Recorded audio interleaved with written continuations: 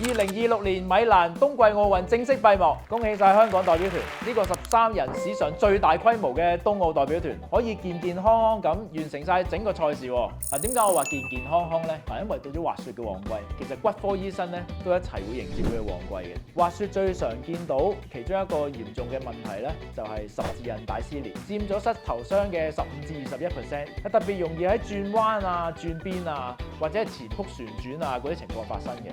有時啪一聲咁啊斷咗，可能要做手術加翻半年至1年嘅復康治療，直接同成個雪櫃講拜拜㗎咯。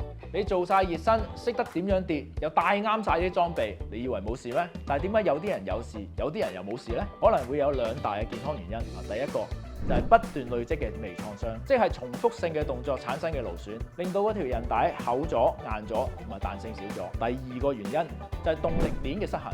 例如好似你盤骨有少少歪咗，因為佢歪得好細啊，所以你未必覺得痛。但係因為佢歪咗之後咧，你腳部嘅受力係唔同咗，久而久之就會出現問題。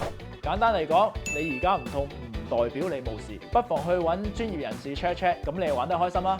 記住 follow 我哋功能健康基金會，有更加多有趣嘅知識同你哋分享。